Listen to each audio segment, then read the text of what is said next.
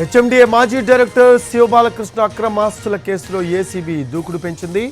IAS అధికారి అరవింద్ కుమార్ని ప్రశ్నించేందుకు రంగం సిద్ధమైంది. 161 కింద నోటీసులు ఇచ్చి వివరాలు రాబట్టనున్నారు ఏసీబీ అధికారులు. శివబాలకృష్ణ దగ్గర దొరికిన ల్యాప్టాప్, సెల్ ఫోన్లు అనాలిసిస్ చేస్తోంది ఏసీబీ. శివబాలకృష్ణ, ఐఏఎస్ అరవింద్ల మధ్య జరిగిన వాట్సాప్ చాట్లను రిట్రీవ్ చేసేందుకు ప్రయత్నిస్తున్నారు.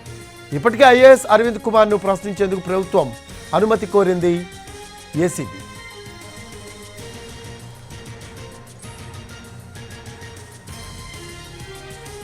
హెచ్ఎండిఏ మాజీ డైరెక్టర్ శివబాలకృష్ణ అక్రమాస్తుల కేసులో ఏసీబీ దూకుడు పెంచింది. ఐఏఎస్ అధికారి అరవింద్ కుమార్ని ప్రశ్నించేందుకు రంగం సిద్ధమైంది. 161 కింద నోటీసులు ఇచ్చి వివరాలు రాబట్టనున్నారు ఏసీబీ అధికారులు. శివబాలకృష్ణ దగ్గర దొరికిన ల్యాప్టాప్, సెల్ ఫోన్లు అనాలిసిస్ చేస్తోంది ఏసీబీ. శివబాలకృష్ణ, ఐఏఎస్ అరవింద్ల మధ్య జరిగిన వాట్సాప్ చాట్ను రిట్రీవ్ చేసేందుకు ప్రయత్నిస్తున్నారు. ఇప్పటికే ఐఏఎస్ అరవింద్ కుమార్ను ప్రశ్నించేందుకు ప్రభుత్వం అనుమతి కోరింది ఏసీబీ. దీనికి సంబంధించిన లేటెస్ట్ అప్డేట్స్ అందించడానికి మా crime input editor Ramesh వేట్ల phone లైన్లో అందుబాటులో ఉన్నారు. రమేష్ వేట్ల, ఐఏఎస్ అధికారి అరవింద్ కుమార్ని ప్రశ్నించేందుకు ఏసీబీ రంగం సిద్ధం చేస్తున్నట్టు తెలుస్తోంది. 161 కింద నోటీసులు ఇచ్చి వివరాలు రాబట్టే అవకాశం ఉన్నట్టు సమాచారం అందుతోంది. దీనికి సంబంధించిన లేటెస్ట్ అప్డేట్స్ ఏంటి? ఏదైతే శివబాలకృష్ణ 8 రోజుల పాటు ఏసీబీ కస్టడీలో పలు వివరాలు చెప్పడం జరిగింది.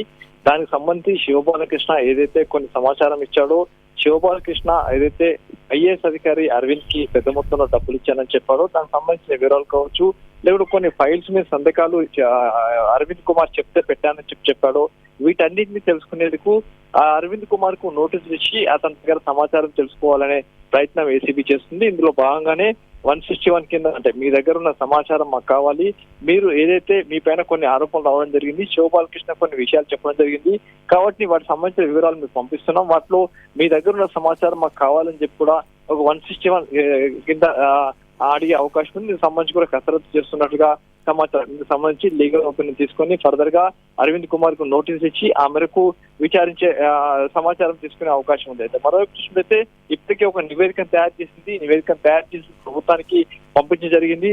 ఏదైతే అవసరమైన పక్షంలో అరవింద్ కుమార్ ని, అంటే ఐఏఎస్ అధికారిని విచారించేందుకు అనుమతి కావాలని చెప్పి కూడా ప్రభుత్వాన్ని ఏసీబీ రిక్వెస్ట్ చేసిన సమాచారం. కాబట్టి దీంట్లో ఫర్దర్ గా, అంటే ఏసీబీ చేసిన రిక్వెస్ట్ ని ప్రభుత్వం యాక్సెప్ట్ చేస్తుందా, లేకుంటే ఫర్దర్ గా ఏమైనా నిర్ణయం తీసుకుంటుందా, లేదంటే 160 స్టేట్మెంట్ ఇచ్చిన తర్వాత నోటీస్ ఇచ్చిన తర్వాత ఫర్దర్ గా అరవింద్ కుమార్ ఏం చేయబోతున్నాడు? ప్రస్తుతానికైతే దీనికి సంబంధించి ఒక ఉత్కంఠ మాత్రం కొనసాగుతుంది. ఏది ఏమైనప్పటికీ హెచ్ఎండి శివబాలకృష్ణ కేసు ఇప్పుడు ఐఏఎస్ అధికారుల ఇద్దరికి మెడకు చుట్టుకుందని చెప్పవచ్చు. Thanks for updates Ramesh వేట్ల.